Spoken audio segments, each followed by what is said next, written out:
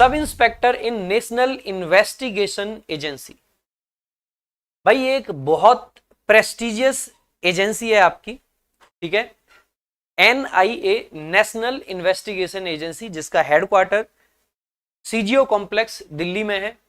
बड़ा सा हेडक्वार्टर बना रखा है, जो यहाँ पे SSC का हेडक्वार्टर है ना, वहीं पे। हालांकि हेडक्वार्टर्स बोलते हैं, लेकिन हम हिंदुस्तानी लोग हैं, हम तो हेडक्वार्टर ही बोलते हैं भाई, ठीक है। पेपर के लिए लेकिन ध्यान रख लेना, हेडक्वार्टर नहीं होता है, हेडक्वार्टर्स होते हैं, चाहे एक की बात करें चाहे एक से ज्यादा की बात करें, ठीक है, तो ध्यान देंगे।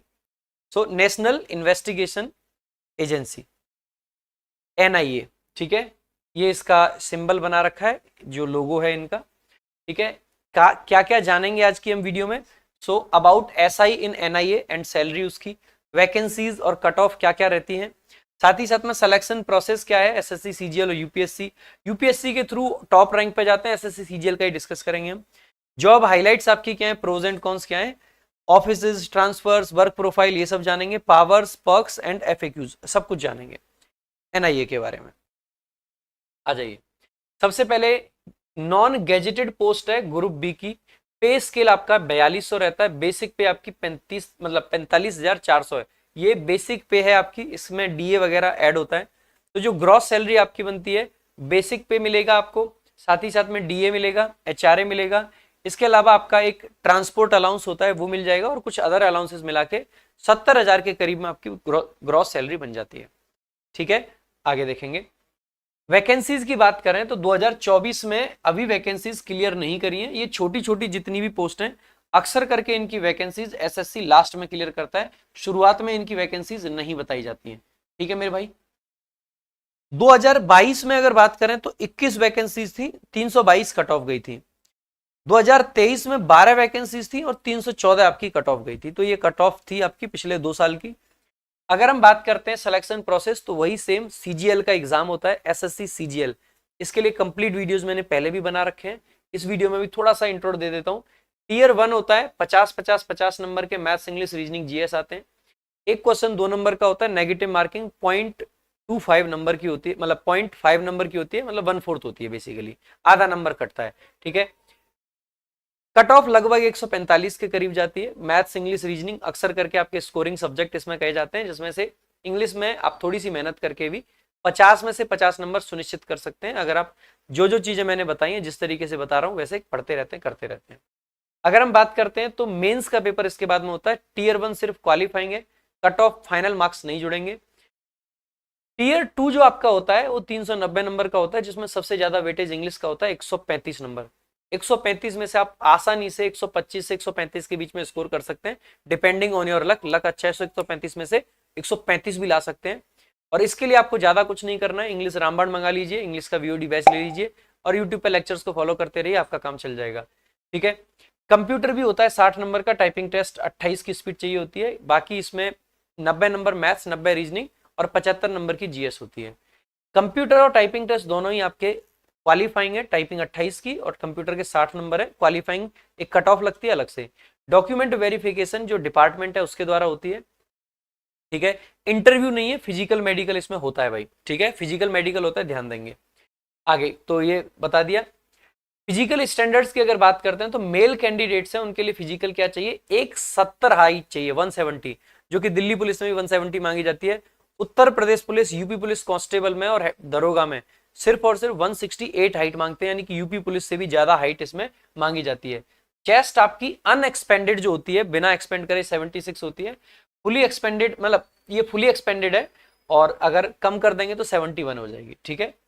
सो बाकी गोरखाज, आसमीज, गढ़वालीज, इन सबको थोड़ा बहुत वो भी मिल जाता है रिलैक्सेशन।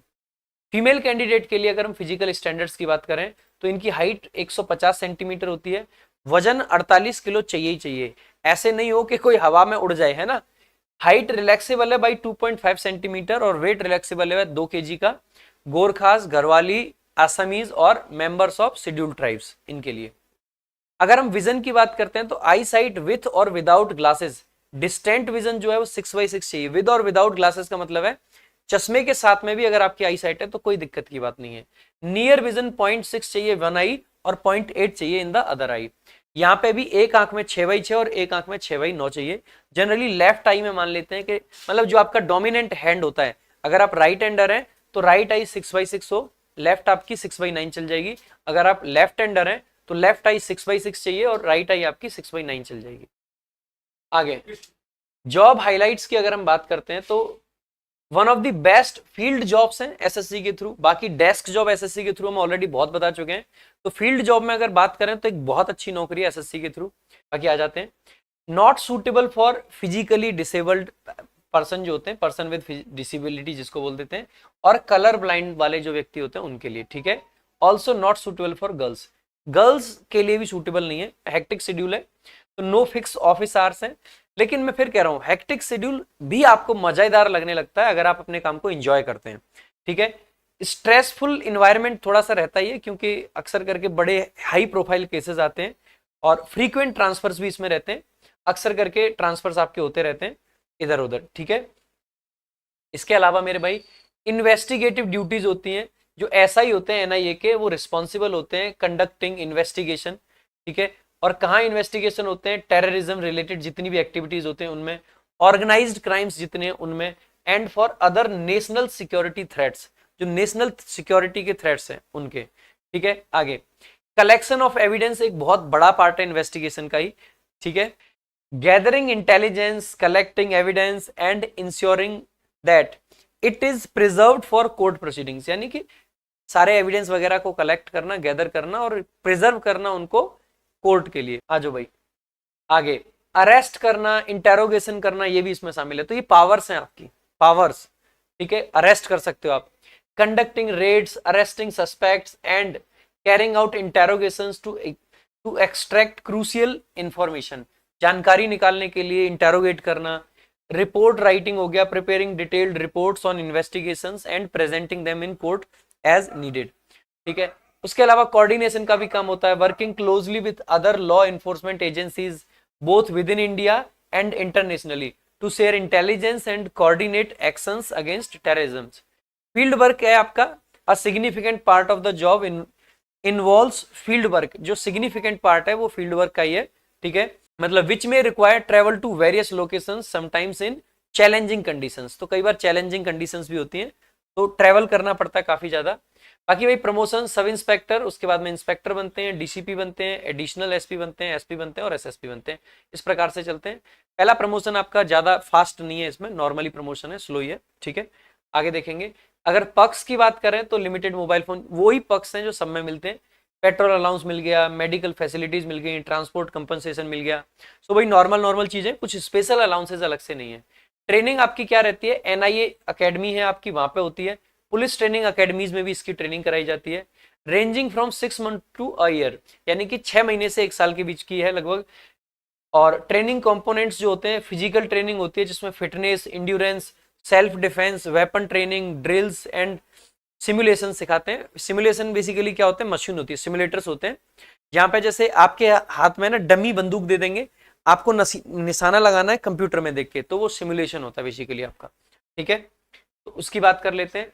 ट्रेनिंग में लीगल और थ्योरेटिकल ट्रेनिंग भी होती है जहां पे आईपीसी पढ़ाई जाती है, क्रिमिनल प्रोसीजर कोड यानी सीआरपीसी पढ़ाई जाती है, काउंटर टेररिज्म लॉ जो है वो पढ़ाई जाती है, ह्यूमन राइट्स पढ़ाए जाते हैं, इंटेलिजेंस गैदरिंग के बारे में पढ़ाया जाता है। उसके अलावा स्पेशलाइज्ड ट्रेनिंग भी होती है कि किस तरीके से टेररिज्म को काउंटर करें, जो ऑपरेशंस टेररिस्ट करते हैं उनको कैसे काउंटर कर सकते हैं, कैसे बम डिस्पोजल होता है, कैसे नेगोशिएशंस करने होते हैं, वो सब चीजें, ठीक है। सो ये बीडीएस का कोर्स भी इसमें कराते हैं।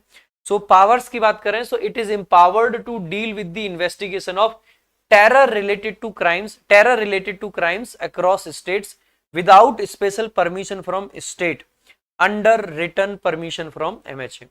MHA से परमिशन लेके सीधा पूरे हिंदुस्तान में कहीं भी आप कर सकते हैं। और एनआईए का जो मेजर काम है वो है टेरर से रिलेटेड, टेररिस्ट से रिलेटेड जो इन्वेस्टिगेशन है वो, ठीक है। तो पावर तो काफी है, बड़ी पावर है ये कि मतलब कहीं भी ऑल ओवर इंडिया इन्वेस्टिगेशन कर सकते हैं एमएचए की परमिशन से। फ्रीक्वेंटली आस्क्ड क्वेश्चन, क्या एसआई इन एनआईए को यूनिफॉर्म मिलता है? तो नहीं, इस यूनिफॉर्म पहनना जरूरी नहीं होता है, सिविल ड्रेस की जॉब है ये, ठीक है। मतलब सिविल ड्रेस में इन्वेस्टिगेशन, ये तो अलग ही मजा है। पुलिस की वर्दी में तो इन्वेस्टिगेशन करते हैं, लेकिन सिविल ड्रेस में इन्वेस्टिगेशन का अलग मजा होता है। ट्रांसफर होता है नहीं कि हाँ जी बिल्कुल फ्रीक्वेंट ट्रांसफर मिलता रहता है, इसमें कोई दिक्कत की बात नहीं है। ठीक है। और इसके अलावा क्या है कि SIA ने NIA को वेपन मिलता है, वो डिपेंड करता है कि आप NIA के किस ब्रांच में काम कर रहे हैं। फील्ड वर्क में मिलता है, डेस्क जॉब में वेपन देके क्या करेंगे, आपको ऑफिस में बुलाएं, डेस्क जॉब करवा रहे हैं, वेपन दे दें कि उससे मैं किसी दिन पता चले कुछ और ही कर रहे हो वेपन से, है ना, तो वो नहीं मिलता है, तो वहां नहीं मिलेगा। क्या इसमें 13 महीने की सैलरी मिलती है, तो जी हाँ बिल्कुल 13 महीने की सैलरी मिलती है। दिल्ली पुलिस सब इंस्पेक्टर में भी 13 महीने की सैलरी मिलती है, दिल्ली पुलिस कांस्टेबल में भी 13 महीने की सैलरी मिलती है। 13 महीने की सैलरी का प्रावधान इसीलिए है क्योंकि जो बाकी की जो जॉब्स हैं, जितनी भी ऐसी जॉब्स हैं जिनमें संडे सैटरडे ऑफ रहता है, उनमें 13 महीने की सैलरी नहीं मिलती। लेकिन पुलिस वगैरह की जो जॉब्स हैं इनमें संडे सैटरडे ऑफ नहीं होता है, तो उसको कंपनसेट करने के लिए 13वें महीने की सैलरी दी जाती है। ठीक है।